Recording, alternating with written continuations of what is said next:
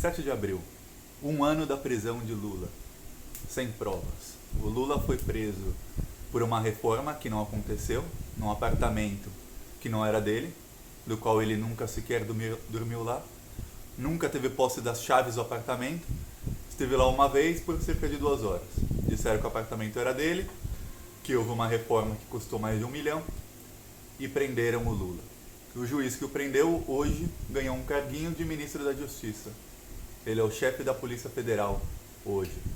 Amigo do presidente fascista que ganhou a eleição justamente porque Lula estava preso e, em uma decisão inédita da Justiça, foi proibido não apenas de participar da eleição, mas foi proibido de gravar vídeos para a campanha de quem ele indicou, que foi o Haddad, foi proibido de usar sua voz, de usar suas fotos, chegou a ser proibido até o Haddad de usar vídeos antigos do Lula na campanha.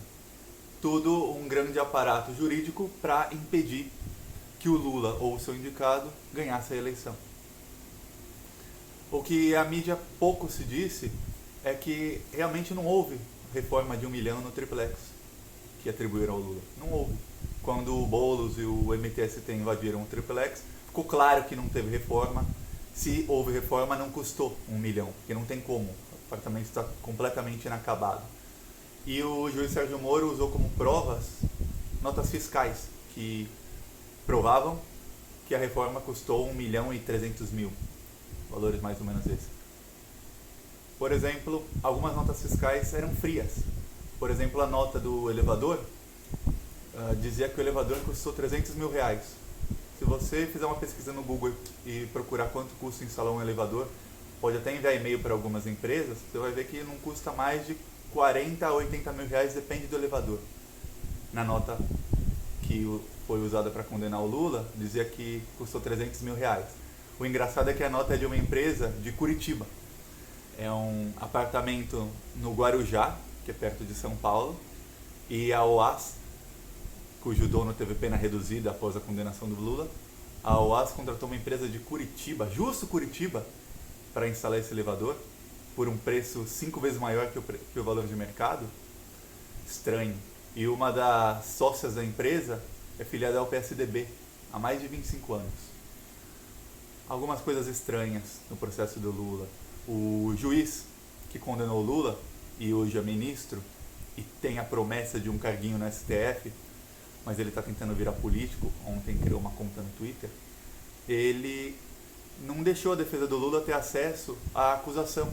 Imagina um processo que estão te acusando de alguma coisa e você tem que provar que você é inocente. Ele inverteu a justiça. Geralmente você tem que provar que a pessoa é culpada, mas no processo do Lula foi o contrário. Ele que tinha que provar que era inocente. Mas você não sabe nem do que está sendo acusado, porque o juiz não te dá acesso aos documentos e à acusação. Você não sabe do que está sendo acusado. Você tem que provar que é inocente, sabe-se lá do que. E o juiz, que hoje é ministro, não vou falar o nome dele aqui, mas todo mundo sabe, que ele é um cara desonesto, um crápula. Ele não deu acesso à defesa do Lula, até quase o dia do processo não tiveram acesso, até hoje eles não têm acesso a partes da acusação, e condenou o Lula por atos indeterminados. Ele não condenou o Lula por corrupção, por lavagem de dinheiro, por nada disso, foram atos indeterminados. Graças a isso, o TSE, cujos ministros, a maioria foram indicados pelo Lula e pela Dilma, e os traíram, não deixou o Lula participar da eleição, e em decisão inédita, não só no Brasil, mas acho que em qualquer país desenvolvido, o Lula foi impedido até de gravar vídeos para a campanha. Só ditaduras de países de terceiro mundo não deixariam alguém gravar nem vídeos para a campanha, nem dar entrevista. O Lula está preso faz 1 ano e ele não pôde dar nem sequer uma entrevista. A única vez que ele apareceu foi no velório do netinho dele. Por que eu, Thiago, acredito no Lula? Não só pelo governo dele, há muitos governantes que são bons e roubam, mas há algumas coisas que não tem como você desacreditar do Lula. O Lula tem vários irmãos, alguns são irmãos só por parte de pai, que ele nunca teve tanto contato, e outros que são irmãos por parte de pai e mãe que moraram com ele sempre. Um dos irmãos do Lula, que era praticamente o segundo pai dele, morreu faz pouco tempo. Ele se tratou no SUS e morreu num hospital público. Gente, enquanto o Queiroz do Bolsonaro tem dinheiro, sabe-se lá de onde, para se tratar no Albert Einstein, onde a diária custa 5 mil, o Lula, que falam que ele roubou tanto, tanto, tanto, o irmão dele morre num hospital público. O netinho do Lula morreu num bairro de classe média baixa de Santo André. E até hoje não se sabe do que ele morreu, porque disseram que era meningite e depois o exame constatou que ele não morreu de meningite. Então até hoje não se sabe do que morreu o netinho do Lula num hospital de classe média baixa.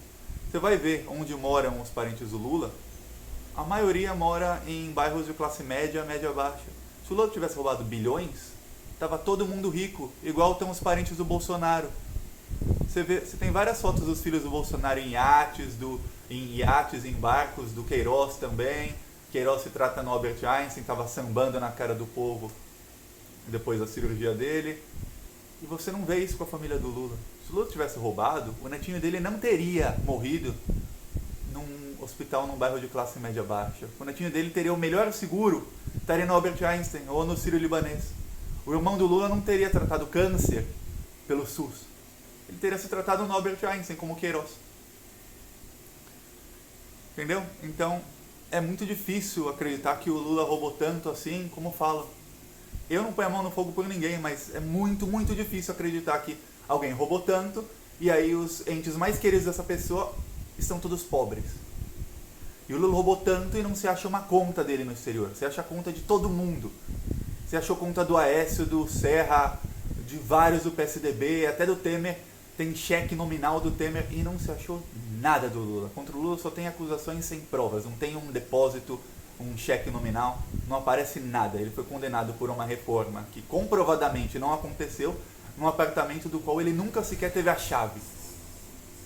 É como reforma um apartamento longe da sua casa. Você vai lá ver o apartamento uma vez, dizem que é seu e te prendem por lavagem de dinheiro. E o juiz que condenou o Lula teve a pachorra de dizer não. O apartamento obviamente não estava no nome do Lula, porque se tivesse não seria lavagem de dinheiro. Lavagem de dinheiro é ocultar bens, é você ter um apartamento no nome de terceiros, mas é seu. Mas o Lula nunca teve sequer a chave do apartamento. O apartamento está até hoje inabitável. A reforma que dizem que foi feita nunca ficou pronta, o apartamento está inabitável. A cozinha do apartamento tem um fogão quebrado e uma geladeira velha. Esse é o apartamento pelo qual o Lula está preso até hoje. Mas o que mais revolta não é isso, porque esses corruptos, esses bandidos, eles vão um dia sair do poder, porque sempre o bem acaba vencendo. E um dia, se você acredita em Deus, em céu e inferno, um dia eles vão queimar no inferno. Sérgio Moro, Jair Bolsonaro, aquele general cagão que ameaçou o STF, vão todos queimar no inferno. É o lugar deles. Mas o que mais revolta é saber que boa parte da esquerda está simplesmente calada com a prisão do Lula. Se fala Lula livre e tal, mas não se organiza grandes atos pelo Lula. Hoje, dia de 1 ano da prisão de Lula, se vão organizar alguns atos, mas nada muito grandioso. Não se organizou uma greve geral, não pararam o país. Eu lembro, antes do golpe contra Dilma, a esquerda, muitos deputados do PT também repetiam isso. Se tiver golpe, o Brasil vai parar. Teve golpe. Aí repetiam, se tiver reforma trabalhista, o Brasil vai parar. Teve reforma. Se o Lula for preso, o Brasil vai parar. Lula foi preso. Não, mas se o Bolsonaro ganhar a eleição desse jeito, com fake news, o Brasil vai parar, nós não vamos admitir. Ganhou a eleição. E o que a esquerda fez? Nada. O que os movimentos sociais que têm a condição de organizar grandes atos fizeram? Nada. Um ato aqui, outro ali. Os deputados de esquerda, a maioria deles, não todos, a maioria, se limitam a falar na tribuna do Congresso, para os outros congressistas que estão lá, que estão cagando para eles, fazer vídeo para colocar nas redes sociais dele e falar, estou fazendo alguma coisa, mas convocar um ato, usar o poder de organização deles de chamar as massas para fazer um ato gigantesco, uma greve geral, ninguém fez até agora. E nós que não temos, somos apenas parte da militância, não temos todas essas condições, nós não conseguimos, a gente não tem esse poder de organizar atos nem nada disso, de mover as massas. A gente não tem. E quem tem não faz. Parece que estão todos bem acomodados com a prisão do Lula. O STF iria julgar a prisão em segunda instância no dia 10 e o Lula seria solto, muito provavelmente. Mas o STF foi ameaçado pelos militares porque o Bolsonaro quer que o Lula morre na cadeia, ele quer que ele morra na cadeia, fique lá até morrer. O Lula não está preso, gente, ele está sequestrado pela Polícia Federal por um juiz que virou ministro com a promessa de um carguinho no STF. E eu tenho certeza, essa é a parte mais triste, que quando a esquerda assumir, não vai ter alguém com peito para, se esse juiz estiver no STF, falar, você está preso e prender o cara. Porque o lugar desse juiz é na cadeia, é enjaulado. Ele tem que ficar enjaulado numa solitária, sem poder dar entrevista, sem poder falar com ninguém, igual está o Lula. Quem prendeu o Lula, o lugar deles deveria ser enjaulados. Todos em solitária, sem poder dar entrevista, sem poder receber visita, só receber visita de advogado, igual o Lula. Porque quando qualquer um tenta visitar o Lula, a juíza, que é a carcereira dele, diz não pode. Inclusive limitaram o tempo que o Lula pode falar com os advogados. Ele podia ver os advogados 5 vezes por semana, agora ele pode ver uma vez por semana por 3 horas.